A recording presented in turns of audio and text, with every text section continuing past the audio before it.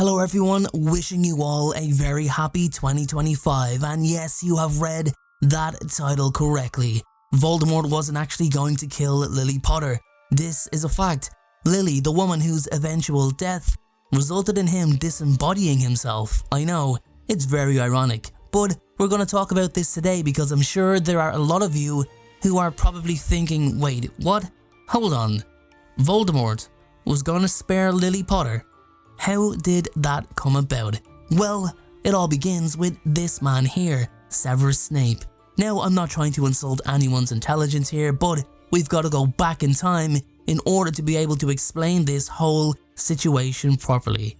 So, Snape and Lily were obviously very close childhood friends. It was more of a one-sided love affair. He loved Lily and only her, and ended up remaining faithful to Lily for his entire life. If it wasn't her that he could marry and be with, then it wouldn't be anyone. Now, Snape and Lily met before they went to Hogwarts. They both talked about what it would be like when they got to Hogwarts. Snape already knew he wanted to be in Slytherin, and he prayed Lily would be there with him, which, as we know, wasn't the case. Lily was a Muggle-born and not suited to the Green House's beliefs. So they remained friends, but as Lily grew into herself and prospered as a Gryffindor, Snape immersed himself into the darker aspects of magic, something he always had a devout interest in. So if we take those facts and add in a boy called James Potter, who was actively pursuing Lily romantically, tensions rose between him and Snape.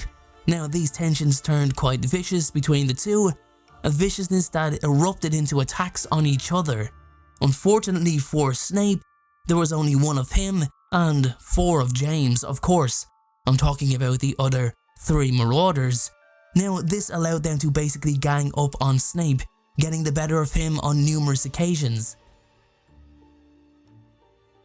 Now, as Lily began genuinely giving James the time of day, then of course, things were going to come to a head, and they did, when Snape lashed out at her, calling her a mudblood and pulling a nail in his own coffin by sending her straight into the arms of James.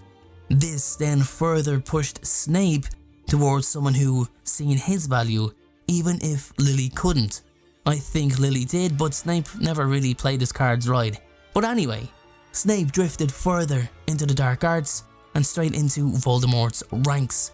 He felt like an outcast, an outsider, and now he wanted to be the one making a difference for a wizard who wanted to make a difference.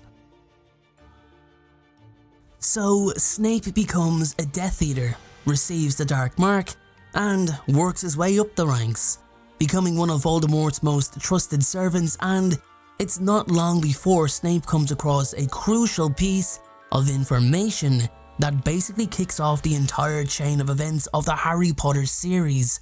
Yeah, it was all Snape's fault if I'm honest. It all began with him.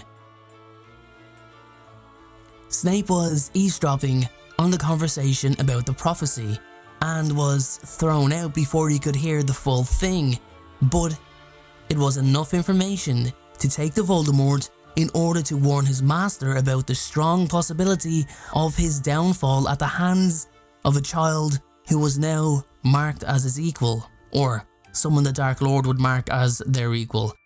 So Snape was literally the golden boy for retrieving this knowledge, and he could not have had a stronger standing with Voldemort.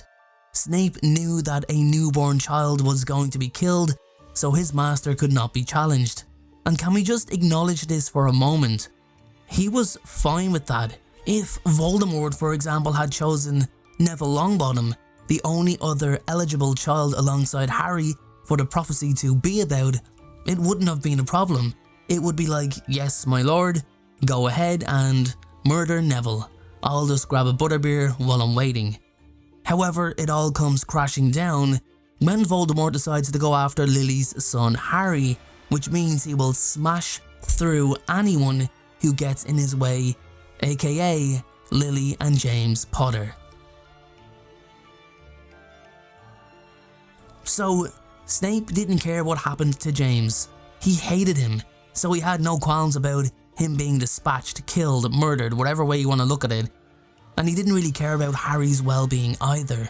But when it came to Lily, there was a problem. This was the love of his life, the only person he would have truly died for. Now, because of his actions, Lily's life was in serious danger. Actually, I'll go further and say that Lily was basically already dead. It was only a matter of time. So he begged Voldemort to spare her life, not to kill her. And in a shocking moment of leniency, the Dark Lord agreed, out of respect for Snape's service to him and of course, bringing him the information about the prophecy in the first place. Voldemort would not kill Lily.